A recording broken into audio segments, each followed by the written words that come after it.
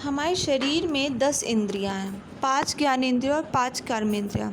यदि हम अपनी इंद्रियों का सदुपयोग करें तो जल्दी ही हम स्वास्थ्य को पा सकते हैं। ठीक है, ये बात सभी को पता है।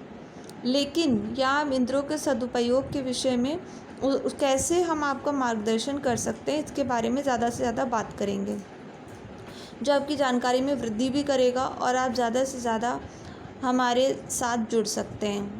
हमारे चैनल से जुड़ने के लिए डॉक्टर स्वाति जायसवाल, डॉक्टर स्वाति आयुर्वेदा पर आप आ सकते हैं। इसके अलावा हमारा एक FB पेज भी है डॉक्टर स्वाति जायसवाल के नाम से, आप वहां जाकर के भी हमें फॉलो कर सकते हैं। हमारे चैनल को और ज़्यादा से ज़्यादा देखने के लिए प्लीज़ सब्सक्राइब करें एंड शेयर करें। जो इस आचरण पर करेंगे वो मन और शरीर से स्वस्थ होंगे ही होंगे, साथ ही साथ वे मानसिक रूप से भी स्वस्थ रहेंगे। तो मानसिक रूप से स्वस्थ रहने के लिए सबसे ज़्यादा इम्पॉर्टेंट क्या होता है कि आपको सबसे पहले तो अपने आचारों और विचारों पर ध्यान देना होता है, अपनी मानसिक क्षमता, मानसिक बुद्धि पर, बौद्धिक क्षमता पर भी ध्यान देना होता है।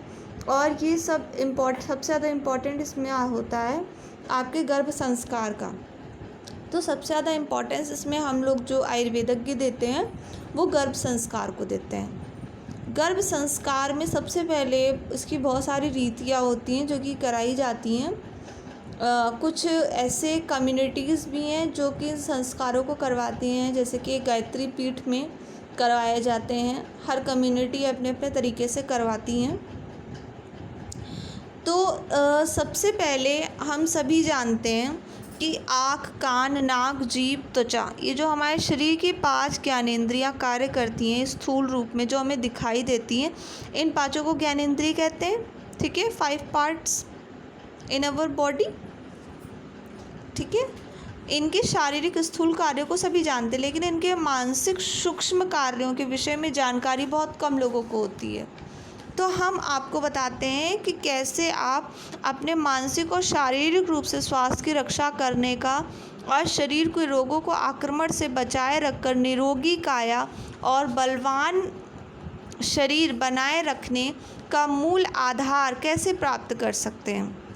हमारी इंद्रियों का उचित उपयोग कैसे हम कर सकते हैं, इनके दुरुपयोग से कैसे बचा जा सकता है। इसलिए हमें इन इंद्रियों के विषय, इनके कार्य प्रणाली और इनकी शक्ति आदि के विषय में सही जानकारी होनी चाहिए।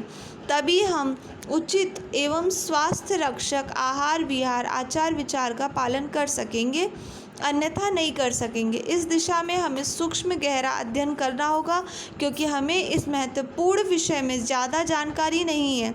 हमें ज़्यादा से ज़्यादा जानकारी प्राप्त करनी है। हमें अंधे नहीं बनना है, हमें सही ज्ञान प्राप्त करना है। और हम इस सही ज्ञान को कैसे प्राप्त कर सकते हैं?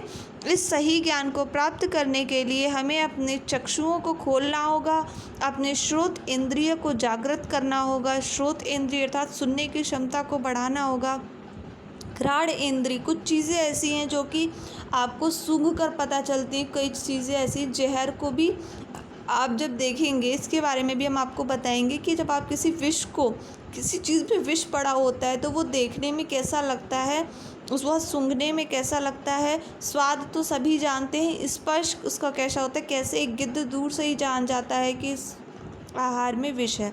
इन सब चीज़ों के बारे में बताएंगे। और इन सब की चीज़ों के बारे में जानने के लिए सबसे ज़्यादा इम्पॉर्टेंट है हमारी ज्ञानेंद्रियाँ। तो इन 5 शक्तियों को कम ना समझें। इन 5 शक्तियों के अलग अलग 5 अधिष्ठान हैं, 5 वास हैं। तो पंच इंद्रियाधिष्ठानानि अशिड़ी कर्णो नासिके जिह्वा त्वक्चेति, अर्थात आँख, कान, नाक, जीभ और त्वचा जो स्थूल रूप में होने से दिखाई देते हैं, इन इंद्रियों के अधिष्ठान हैं। प्रत्येक इंद्रियों का अपना अपना विषय होता है, सभी को पता है। ठीक है, कान जो होते हैं वो सुनने का कार्य करते हैं, त्वचा स्पर्श का कार्य करती है, उसका विषय स्पर्श है। आँखों का कार्य है रूप, दृश्य का कार्य करता है। और जीभ का कार्य होता है स्वाद। इसी प्रकार नासिका का स्वाद गंध होता है।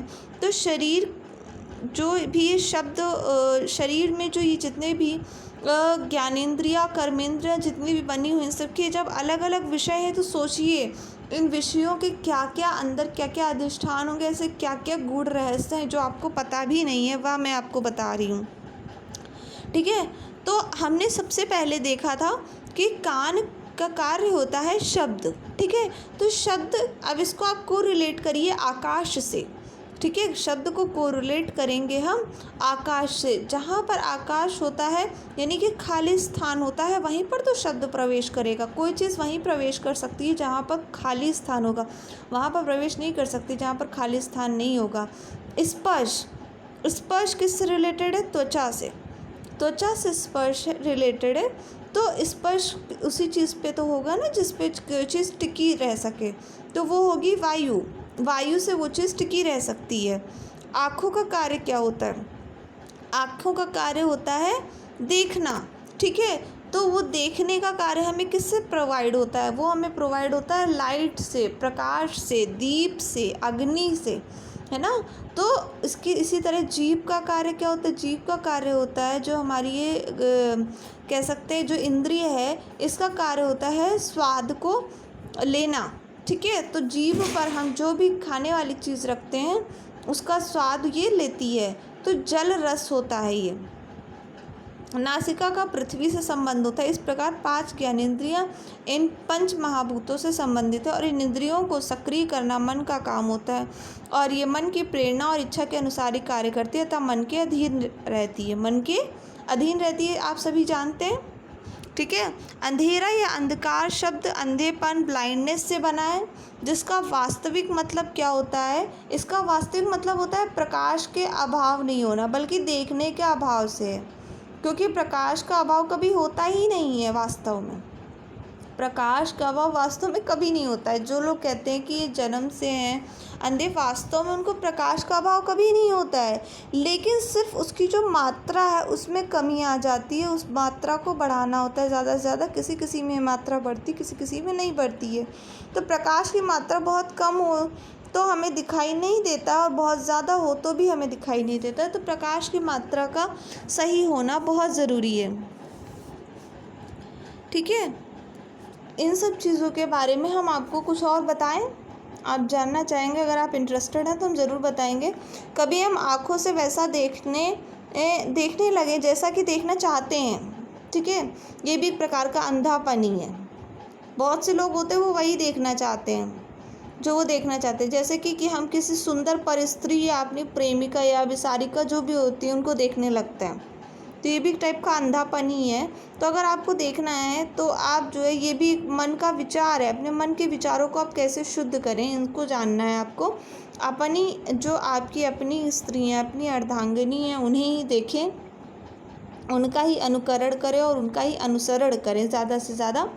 और जितनी भी स्त्रियां हैं वह अपने पतियों का अनुकरण करें और अनुसरण करें, इसी में उनकी भलाई है, इसी में उनका शारीरिक, मानसिक, आर्थिक सभी प्रकार के विकास उपलब्ध हैं। शारीरिक रूप से अंधा होना तो अंधापन है ही, पर मानसिक रूप से अंधा होना भी अंधापन होना ही होता है। ऐसा अंधापन ज़्यादा खतरनाक होता है, जो जैसा उसे वैसा ही देखना, मानो जैसा वो देखना ही चाहते हैं उसे गलत रूप में देखना, दरअसल देखना है ही नहीं, इसलिए इसे अंधापन माना जाएगा। सांप को रस्सी समझना बहुत बड़ी गलतफहमी है।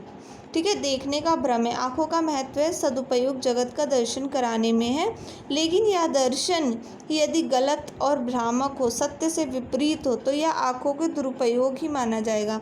अंधा आँखों का उपयोग कर नहीं सकता और आँखों वाला आँखों का दुरुपयोग करता, तो दोनों स्थितियों में आँख का सही उपयोग हुआ ही नहीं, यही माना जाएगा। अब हम आँखों से सुंदर दृश्य देखें और आनंदित हों तो यह आँखों का सदुपयोग होगा। किसी पर बुरी नज़र ना डालें, वासना की नज़र से ना देखें, तो यह आँखों का सदुपयोग होगा।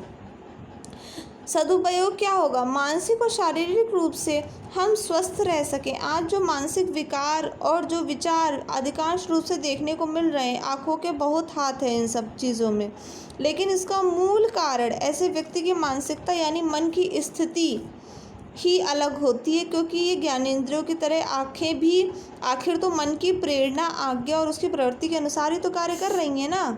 तो लिहाजा हम क्या कह सकते हैं, ये कह सकते हैं कि इंद्रियों का सदुपयोग और दुरुपयोग के दारोमदार, इसका मेन जो होता है कह सकते हैं वो होता है हमारा मन।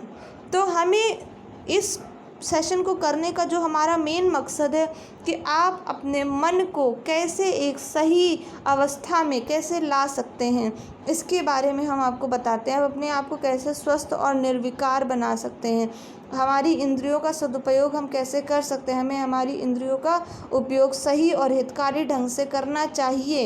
ये बात तो सभी जानते हैं, लेकिन कैसे कर सकते हैं, तो इसके बारे में हम आपको कैसे ज़्यादा से ज़्यादा जानकारी दे सकते हैं हम उसमें बताएंगे।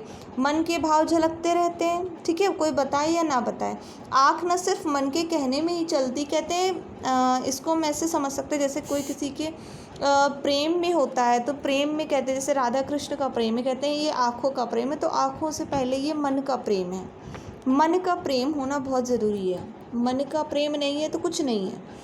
तो मन की प्रवृत्ति की बल भी देती रहती है, इसकी वृद्धि करती रहती है। ये एक बहुत ही बड़ी चीज़ है, इसको समझने की कोशिश करेंगे अगर आप, तो आप इसको समझेंगे। देखिए मैं आप इसको ले जा रही हूँ, थोड़ा डीप जा रही हूँ, आप इसको समझिए अगर आप समझ सकते हैं तो, ठीक है। आँखों में लोग कहते हैं उसकी नज़र बुरी है, उसका नज़र बुरी नहीं है, उसका मन बुरा, और मन भी वास्तव में बुरा नहीं है। वास्तव में बुरे हैं दोष, तो हमें ट्रीट करना है दोषों को, तो हम मेन वर्क करते हैं उसके दोषों पर, क्योंकि वे मन के आदेश का पालन करते हैं, ठीक है। तो चूँकि मन को जो है एक खुराक, एक साधन बनाना होता है, तो हम उसको देंगे, उसका जो भी खुराक है, उसकी जो भी मेडिसिन है उसकी, वो मेडिसिन उसकी प्रोवाइड कराते हैं।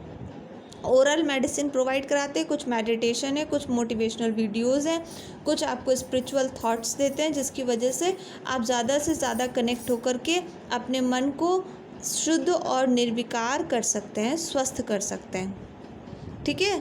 तो ऐसे रोगियों के ख्याल में ये बात शायद ही होगी भी कि नहीं होगी, ये बहुत बड़ी बात है। इस व्याधियों को उत्पन्न करने में प्रमुख कारण आँखों का जो दुरुपयोग है उसे ज़्यादा से ज़्यादा रोकना चाहिए, और ज़्यादा से ज़्यादा चीज़ों को सदुपयोग में लेना चाहिए। एक प्रकार का जो कहते हैं कि मन में विकार पैदा हो जाता है, आँखों के देखे हुए दृश्य अंतर मन में प्रवेश करते, दृष्टि पटल पर अंकित होकर के रहते हैं, तो सरसरी नज़रों से कुछ चीज़ें देखी हुई भी हमारे मन को, हमारे मस्तिष्क को, हमारी आत्मा को कहीं ना कहीं दूषित करती है। तो हम क्यों ना ऐसा कोई कार्य करें जिससे हमारे मन को, हमारी इंद्रियों को हम शुद्ध और स्वस्थ रख सकें। इसके लिए हम आपको कुछ चीज़ें बताएंगे। सर्वप्रथम तो आपको हरड़ का प्रयोग करना चाहिए। हरड़ का इसमें बहुत अच्छा रोल है, कह सकते हैं, आप कह सकते हैं हरड़ एक बहुत ही पवित्र वस्तु है। कहते हैं कि पपात बिंदुर मेन्द्रियंदा एंड शक्स्य पिबतो अमृतम ततो दिव्या समुत्पन्ना सप्त जातिर हरित की, अर्थात किसी समय पूर्व काल में इंद्र द्वारा अमृतपान करते समय एक बूंद पृथ्वी पर गिर पड़ी थी इसकी, उस स्थान से ही 7 प्रकार के दिव्य गुणों वाली हरित की बनी। हरित की जैसे हर्रा भी आम भाषा में लोग कहते हैं, और इसे ही आम भाषा में लोग हरित की भी कहते हैं, हरड़ भी कहते हैं, ओके। टर्मिनेलिया चाबुला, इसके अलग अलग जगहों पे अलग अलग नाम है। हरत की भी इसको लोग कहते हैं, कुछ लोग इसको कर क्वाब भी कहते हैं, कर क्वाब। आप तेलुगु में बोलेंगे इसे, ओके। मराठा में इसे हरड़ा बोलते हैं, बंगाली लोग इसे हरतकी बोलते हैं, ठीक है। इंग्लिश में इसे मायरो बैलेंस कहते हैं, ठीक है। और कन्नड़ा में इसे अड़िलेया कहते हैं। तो अब हम जानते हैं गुजराती में हरड़े भी कहते हैं, संस्कृत में इसको शुद्ध भाषा में हरित की कहते हैं, ठीक है। अब इसके अलग अलग प्रदेशों में अलग अलग नाम हैं जो कि आप जान चुके हैं। ये पथ्य होती है, शरीर के लिए बहुत ही ज़्यादा उपयोगी होती है। हरड़ में लवण रस को छोड़ करके बाकी शेष 5 रस मधुर, तिक्त, कटु, कषाय, आम्ल रस पाए जाते हैं। इस स्वाद में कैसेली होती है, रूखी, गर्म, जठराग्नि को बढ़ाने वाली होती है। आपकी बुद्धि के लिए बहुत अच्छी, बुद्धि के लिए हितकारी होती है।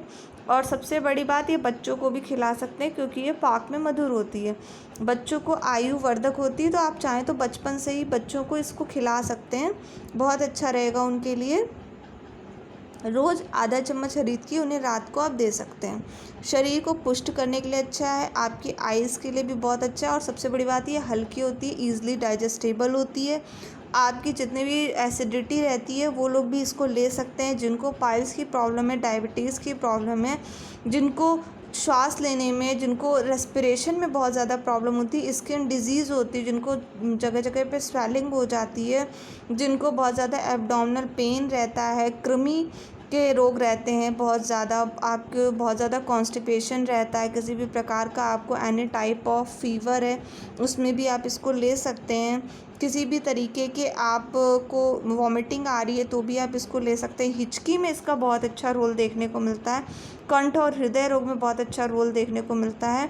मूत्रकृच्छ हो गया जिसको, उसमें भी अच्छा रोल देखने को मिलता है। जिनका लीवर बढ़ गया है उसमें भी हरड़ का बहुत बढ़िया रोल है। ओके, माता यस्य गृहे नास्ति तस्य माता हरित की, यानी कि जिसके घर में माता ना हो उसकी माता हरड़ है। ठीक है, माता अपने शिशु का करती है जैसे, वैसे ही छोटी हरड़ उपयोग उदर संबंधी विकारों में करती है। ऊपर संबंधी विकारों को दूर करने में इसका बहुत अच्छा रोल है।